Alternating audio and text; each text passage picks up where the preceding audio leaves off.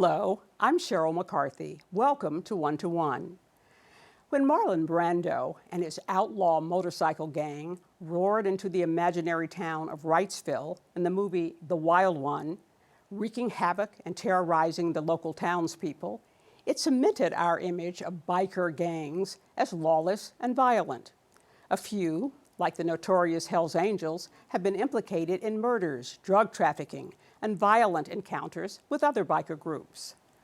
What you may not know about are the women biker clubs, which have their own culture, rules, and rituals. Why do women join them? How are they similar to and different from the men biker clubs? Sarah Hoyland is Associate Professor of Sociology at Hostos Community College. In Righteous Sisterhood, the Politics and Power of an All-Women's Motorcycle Club, she offers a fascinating glimpse into the practices, tensions, and social dynamics of this subculture. Welcome. So how'd you get into writing about motorcycle clubs? So my interest in women in motorcycle clubs started with my dissertation.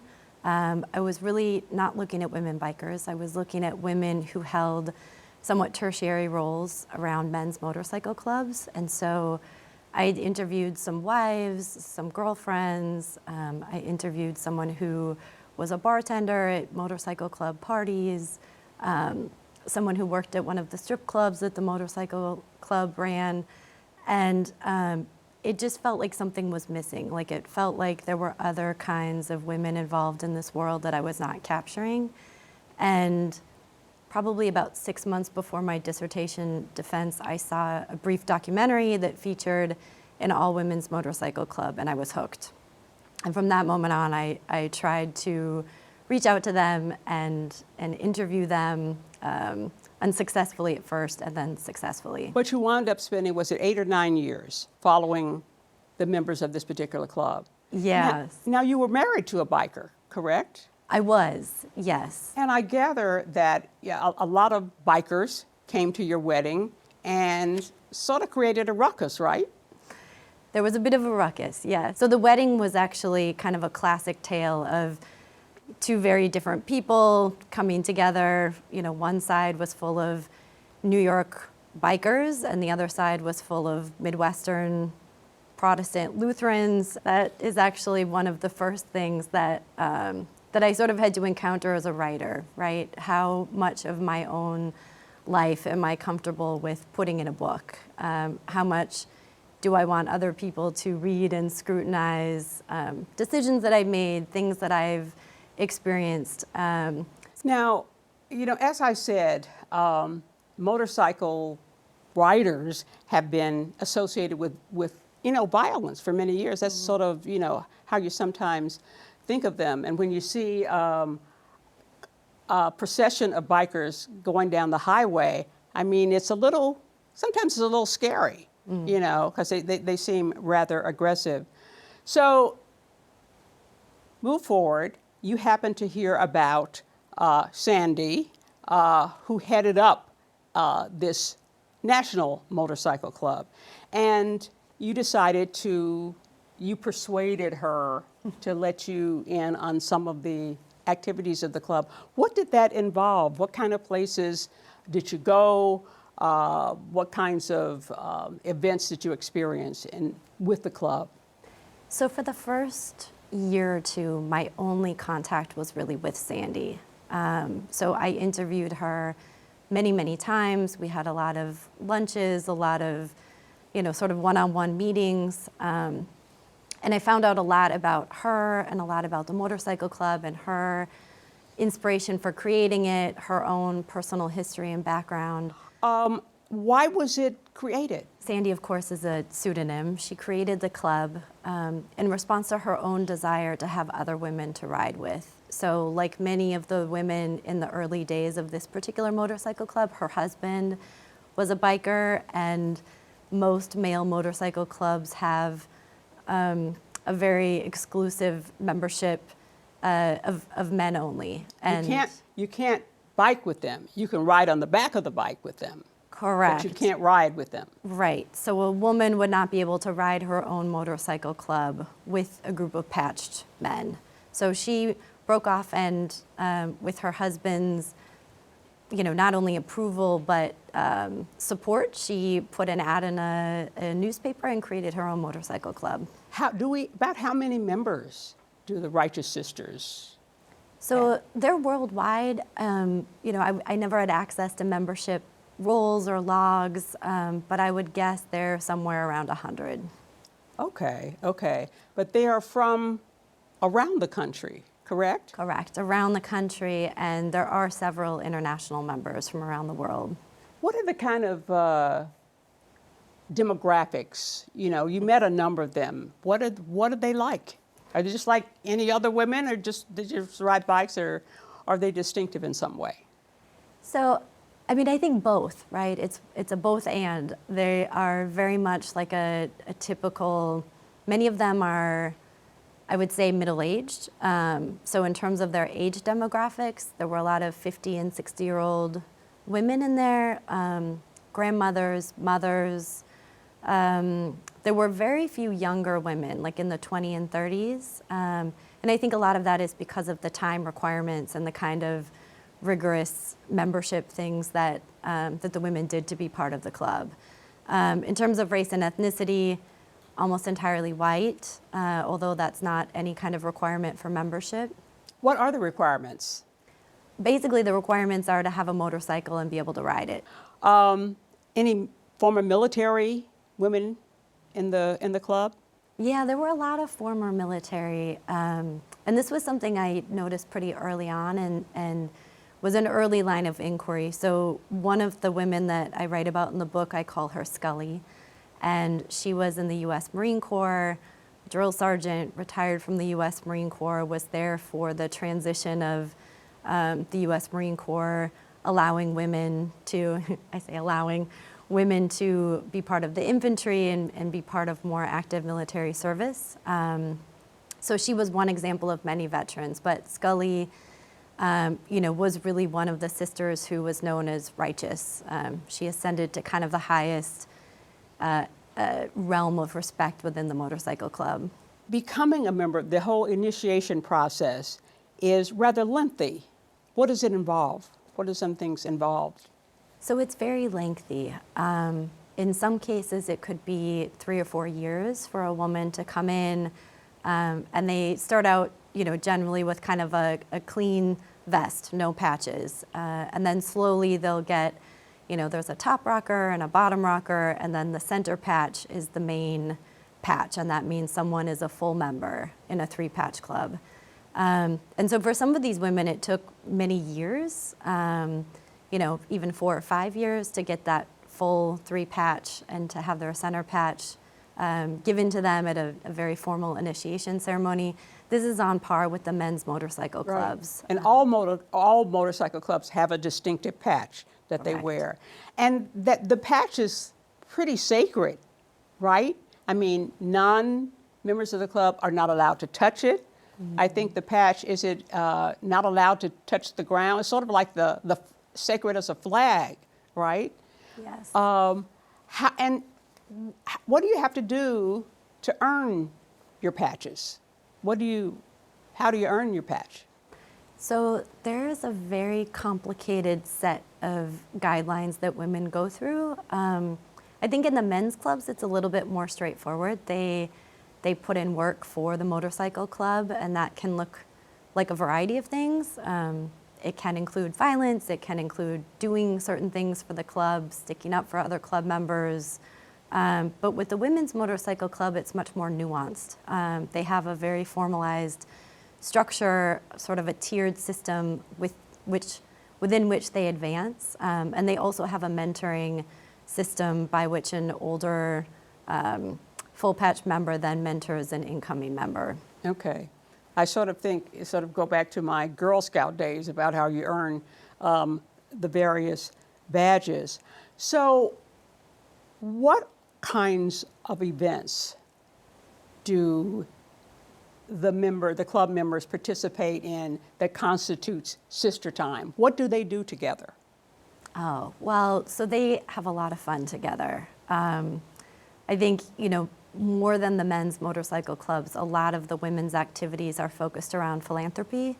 So they do lots of different fundraisers, whereas the men's clubs that I'm familiar with, they might do an annual Toys for Tot ride or something like that. The women's motorcycle club is doing philanthropic activities monthly, bi-monthly, Yeah, you mentioned things regionally. like participating in a walk for breast cancer, raise money for breast cancer, animal rescue. I don't know if they. Child abuse. Uh-huh. A lot of their philanthropic activities are directed at women and children. They also do things about motorcycle safety, motorcycle awareness. Some of the chapters, so there's a large motorcycle club and then there's regional chapters within the motorcycle club. So chapters will also organize different activities. They might reach out to local legislators. Some clubs, work on things related to helmet laws. Many bikers don't like helmets, so sometimes it's to work toward legislation against helmets. Okay. So things they like try to that. do good for the community. That's one They of the do. one of their purposes. Now there is a national home. There's a home for the members of the sisterhood, and if I'm a member of a chapter in New York, is the home site someplace that I would go to once a year, or how does that work? Yeah, exactly. And in the book, I refer to the national headquarters as home with a capital Okay. H because that's what the women call it. So, they'll say, I'm going home. And they don't mean to their house with their family, they mean they're going home to the biker clubhouse. And this is consistent with men's clubs as well. Most have origin spot, a national place where all members will converge. And so, yeah, once a year, all members are asked to go home and To nationals, right? correct, Okay. correct. Okay. And they gather for about a week, and then within that week, it's 7 days of action-packed events and activities. Now, obviously, they must ride together, so you would have people from the different chapters who go on rides, and then you would have the whole club, the national members riding at nationals. How often do they ride? So during nationals, riding is not the primary activity. It's pretty complicated to get dozens and dozens of motorcycles on the highway together, and they ride in pretty strict military form, 2x2. So there's generally one big ride, and then that ride, could include 50, 60, 70 bikes, and it's generally a few hours. It's a lengthier ride, and it corresponds with another annual ritual that they refer to as their spirit ride.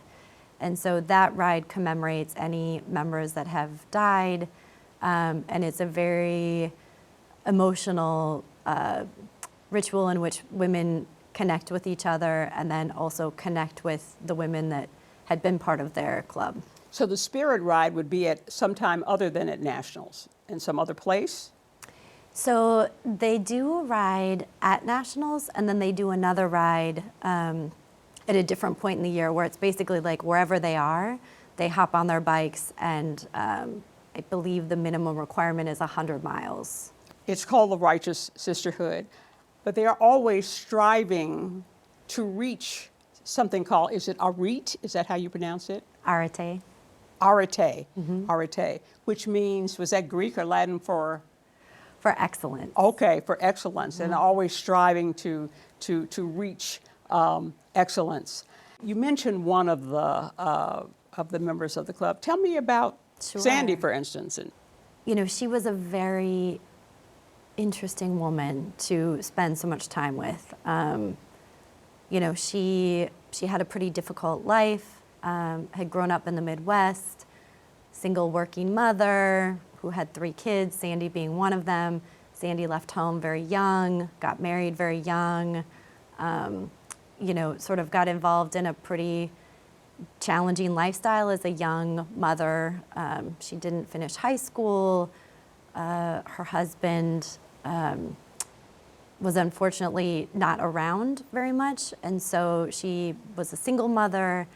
And later in life, I think somewhere in her 20s, she got her high school GED, and she's really just kind of one of these women who had to make it for herself, right? Her life could have gone in a lot of different directions, and so for me, her choice to create something like her own motorcycle club was really interesting. Certainly being the president of a motorcycle club is not a salaried Lucrative, position. right. But she really made a great life for herself. And I think what she was able to accomplish is pretty extraordinary considering where she came from and her experience with men's motorcycle clubs prior to having her own. Okay. A key tenet of motorcycle clubs, and you say this in your book, has been the shared feeling that the rest of the world is against you. And that's been my experience. I remember once I was upstate New York someplace and stopped at a restaurant, and several bikers came in, maybe two biker couples. What emanated from them was that, okay, these people don't like us. They are going to give us a hard time because that's what they do to bikers. And you just sort of get that feeling that it's in the biking world, it's us against them.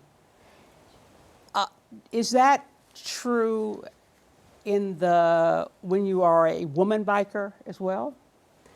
So I think the women encounter different challenges. I was with them in several restaurants, out on the roads, in different places. I think there's a lot more curiosity when people come across a sea of women in black leather vests and motorcycle patches. And that's not to say that they don't experience, various types of stereotypical responses to them. I think where I saw the women experience the most differential treatment was when they encountered the male motorcycle clubs.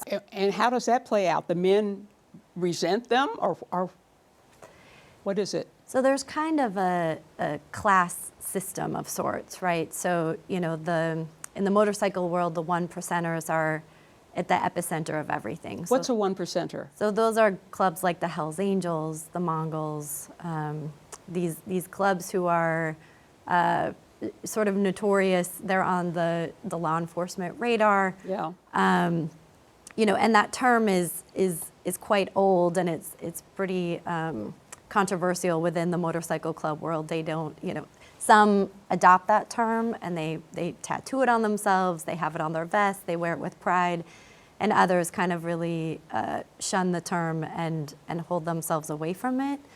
But then there's sort of, another layer of motorcycle clubs, and those would be other MC clubs who are serious and who have a patching system and an initiation system.